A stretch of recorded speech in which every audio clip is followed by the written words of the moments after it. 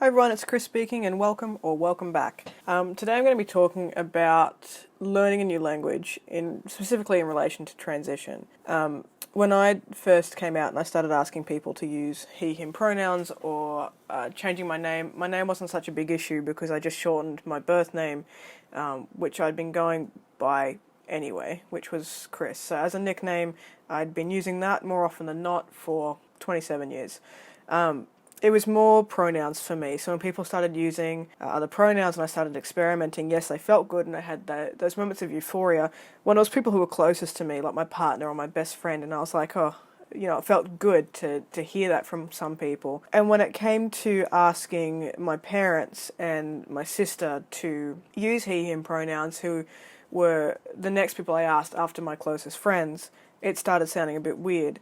I took that weirdness as a bad sign initially. I thought, well, what if that means that I'm not? And why does it feel weird? If it felt good before, why does it feel weird now? Does that mean I need to go back, etc.? And I think the biggest thing to remember is that essentially both parties are learning a new language. I took to the online community and I asked some people on Reddit, why does it feel so weird and is that normal or is it not normal? Basically I freaked out and I went online to try and find some information. So today I'm going to read to you what I put up to the internet and then sort of have a chat about it and some of the responses that I got. So I'll put a screenshot of it somewhere on the screen, either here or over there, just so you can read along with me, but it basically went like this. Said, hey guys, did anyone feel super weird hearing their parents use the correct pronouns in the beginning? My pop overemphasizes the word son when he sees me. It's lovely that he's trying, but it just feels kind of forced and weird. My mum corrected him earlier tonight when he referred to me as she, but again it did feel forced. I don't know if this is just me getting used to it or feeling like I'm forcing myself on them and that guilt that goes with it. Following on from that is then questioning if I should transition at all. If I get it stuck in my head that I'm uncomfortable being called a boy, then I'm not dysphoric, etc., etc. I think about being referred to as their daughter again and it just makes me feel yuck. I don't want to go back, but it does feel weird. That being said, I've only been out as male to them for a few months and we have been a really close-knit family and I'm now 27, but I still feel like I'm back to being a teenager. What was your experience? And I got some really lovely responses from that. The title of the video says relearning a language, and that's what it comes down to, is that you and your parents or your significant other or these other people in your lives are retraining their brains to think something different, and that doesn't happen overnight. So a couple of the responses that I got were sort of around that. It's following that sort of train of thought. Just remember that everyone that you talk to are human, and if it doesn't matter if you're doing it 15, it doesn't matter if you're doing it in your 40s or your 50s, or if you're doing it like me in sort of your late 20s, you have lived longer knowing one thing than you are right now. So I have lived as a female for 27 or 26 years at that point when I was asking people to start referring to me as male, and it didn't switch for me instantly. I still, even now, sometimes misgender myself in my head and I think, oh, that's a bit weird. But I carry on and I go, oh, nowadays it's more a funny moment and you move on and you go about your life. It doesn't happen very often, but it still does. So just remember that if you're doing it, other people can do it as well. My mum, in particular, quite early on, when I'd started asking them to use the male pronouns, she got frustrated at herself that she wasn't picking it up and she just wanted to be supportive of me and it felt forced and she just wasn't able to grasp the concept, and she's really good now. She'll pick up other people when they do it, as will my dad. They'll catch themselves doing it and it will switch, and it's okay. It's okay for them to take their time in learning the new language, basically. So remember that even though you're going through it, the transition is bigger than you. And it feels like, it's all-encompassing. I know for me it did, and it was my entire world. But there are people in your life who are going along with you.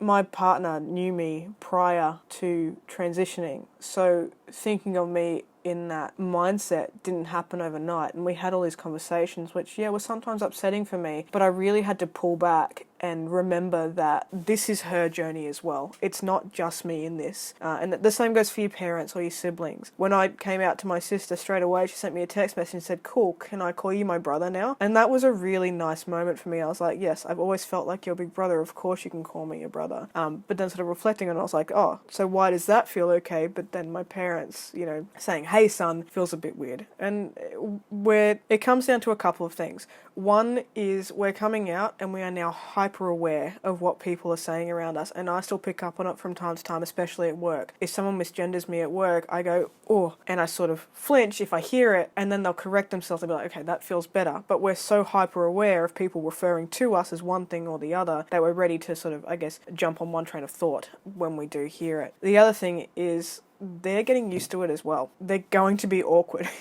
People are going to be awkward because they're transitioning with us. Whether we are like me and we're so consumed with ourselves that, we think it's just us, having to take that step back and realise that it's not, can be a big thing. And, just letting them get used to it and not getting angry at them or berating them for not picking it up straight away is important. Be understanding. You're asking them to be patient with you. Remember that it's your job to be patient with those people in your life as well. So it can feel a bit like you've been exposed. So I remember the first time I walked into my parents' house, because we have dinner every week, and my dad said, "Oh, hello, son," and he really emphasised that son. I went, ooh, I don't know how that makes me feel, because now I feel uncomfortable that attention has been drawn to me, but it's really lovely that you've said those words. So it's also important to remember that you can be patient with yourself and getting used to other people saying it. There was one response that I did get, which I really liked, and I'll put on the screen here. So to this person, thank you very much for this response. It did help quite a lot. I'm going to read it out to you, and it will be somewhere on the screen. And they just said, "The first time my family called me by my new name and used the correct pronouns, it was weird too. Like you said, it does feel forced and awkward. Whenever my sister would correct herself or someone else, she would overemphasize the word he, and then would laugh. It bothered me. However, it is totally normal. They literally just need to get used to it.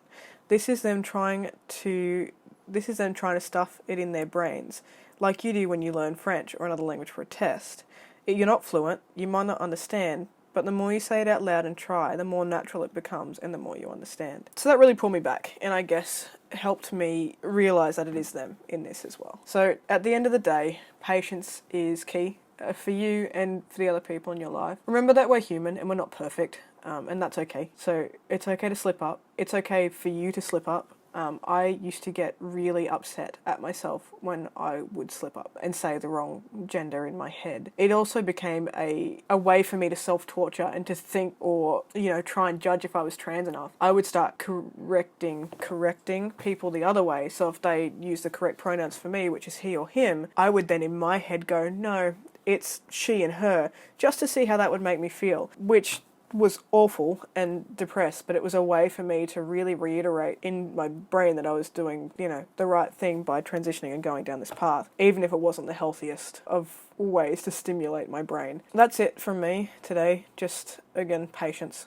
is key. And remember that they're learning and you're learning at the same time, and that's okay. You're allowed to get frustrated. You're allowed to voice that frustration, but just remember, like my mum, they may also be frustrated that they're not getting it. If you've got people in your lives who are doing it on purpose, then that's a different story. And it's probably best to not surround yourself with those kinds of people while you're going through this massive thing, if that's at all possible. I know sometimes if it's family, it's harder said than done, but just remember there is a support network out there. I went onto Reddit and I got a lot of help from Reddit.